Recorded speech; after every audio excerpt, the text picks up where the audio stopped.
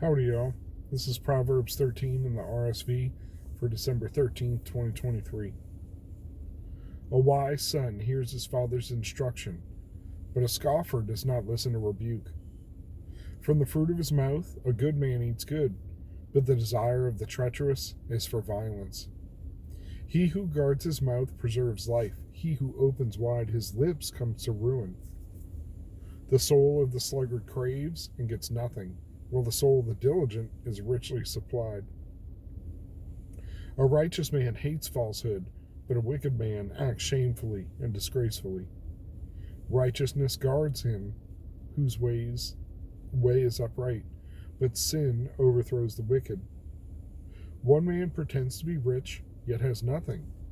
Another pretends to be poor, yet has great wealth. The ransom of a man's life is his wealth, but a poor man has no means of redemption. The light of the righteous rejoices, but the lamp of the wicked will be put out. By insolence the heedless make strife, but with those who take advice is wisdom. Wealth hastily gotten will dwindle, but he who gathers it little by little will increase it.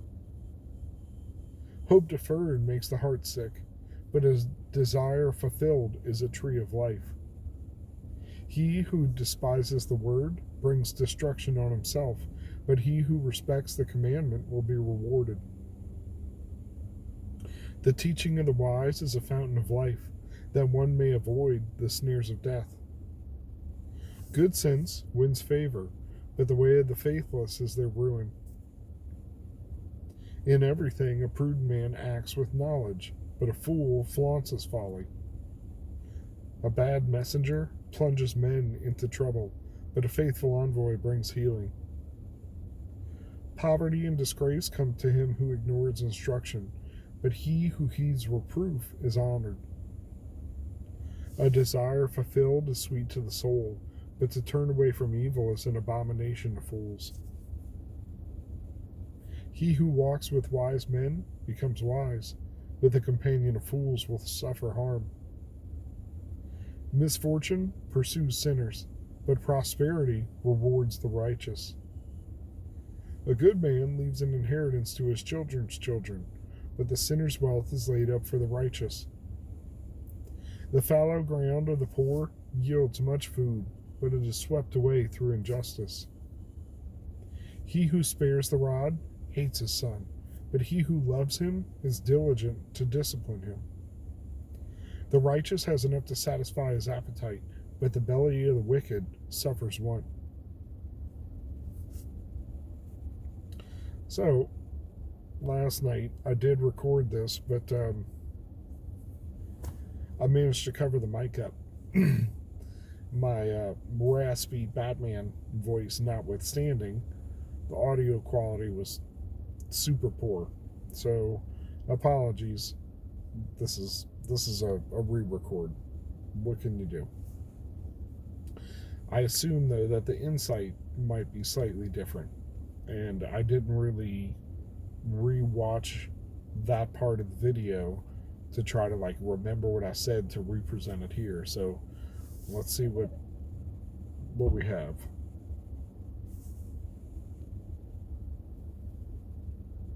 I don't know what's going on next to me.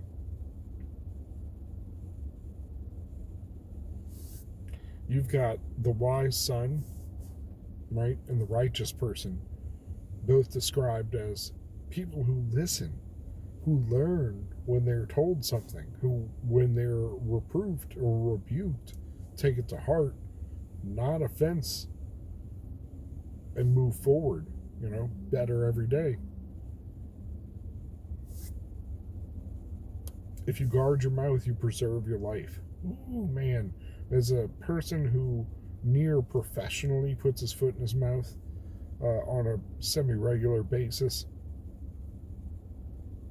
you gotta watch your mouth, gotta guard your lips, gotta watch your mouth. You'll preserve your life. You'll get yourself in way less trouble if you don't run your mouth. But who opens wide his lips come to ruin. Man, run your mouth, and eventually you're going to get yourself in a situation that you can't back up. and you can't make good on. So watch what you say.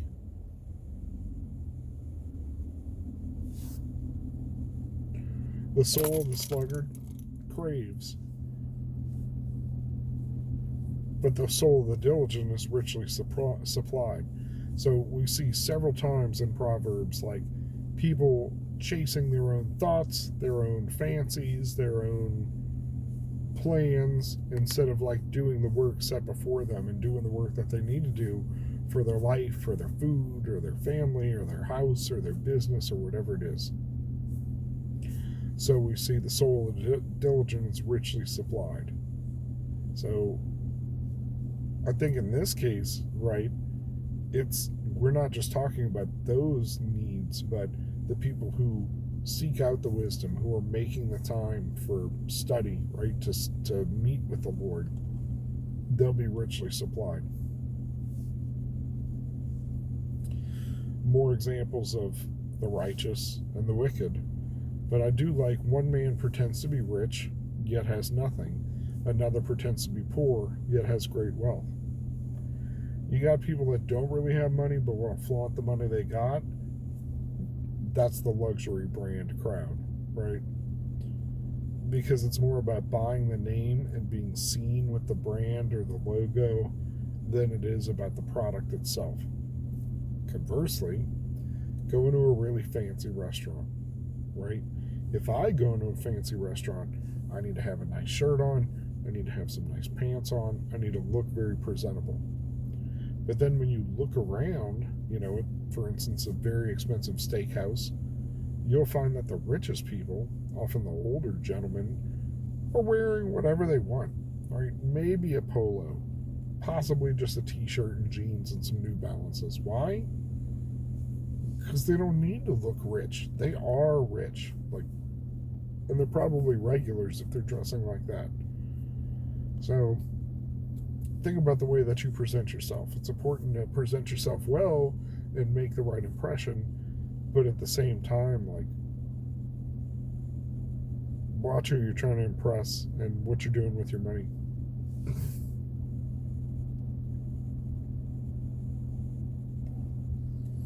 Wealth hastily gotten will dwindle. Speaking of which, sorry, I'm looking at the reflection.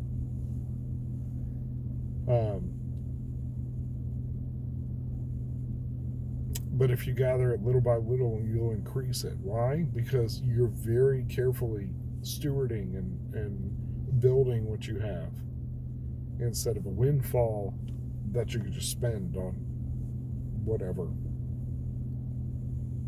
wisely or not.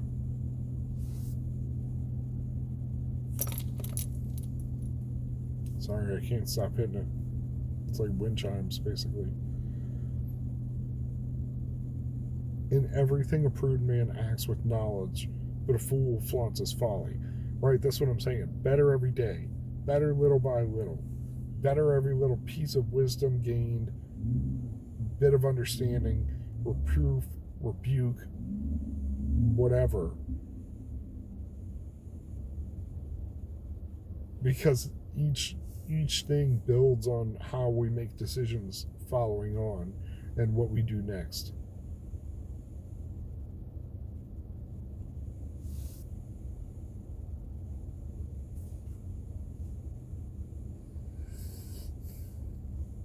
To turn away from evil is an abomination to fools. This is what I think about when I watch different things on YouTube and just state of the world, right? And see what, I don't want to say other people are up to, but some of just the more insane examples, right? Extreme statism, extreme leftism, extreme, even some of the extreme right stuff. Either way, extremities. Some of those people are so lost in whatever they're espousing and following that they've lost their ability to think it through, right? And to turn away from some of these things, Sorry, I'm watching this guy try to not get into a car accident. Political opinions fine. Some of the actions are sins. And to have to turn away from that or not do that anymore is an abomination. A lot of these people make it like part of their identity, the things that they're doing.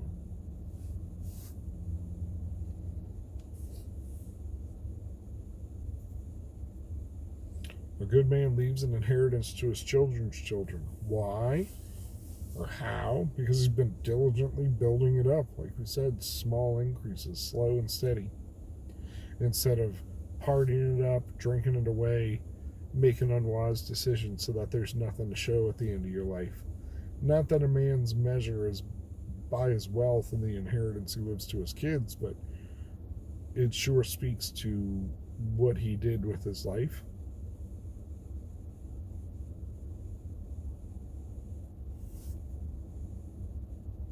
And as always, he who spares the rod hates his son, but he who loves him is diligent to discipline him. Had I don't want to say a rough day. I did not have a rough day with my kiddos, but my oldest is like extremely emotional and like ready to jump off at any point. So I just have to kind of, hey, nobody fuss at you. Cool down. Just cool down. Listen to what I have to say. And I know, like, kids can't self-regulate like that, but there's no point in me shouting at them. It's just like you telling your lady, calm down. Just calm down. Doesn't work on kids either.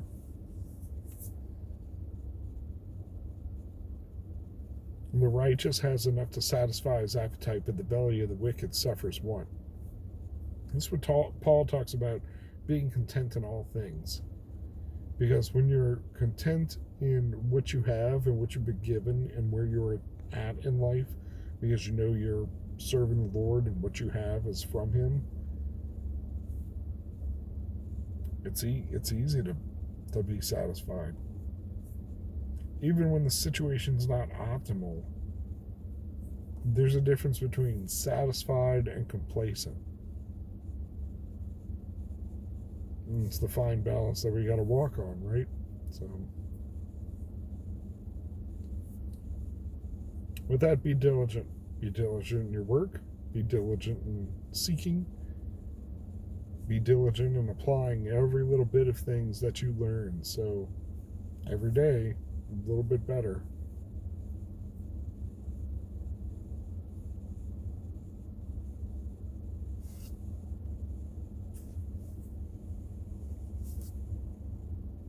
Because in everything, a prudent man acts with knowledge. So go forth, act with knowledge, be blessed.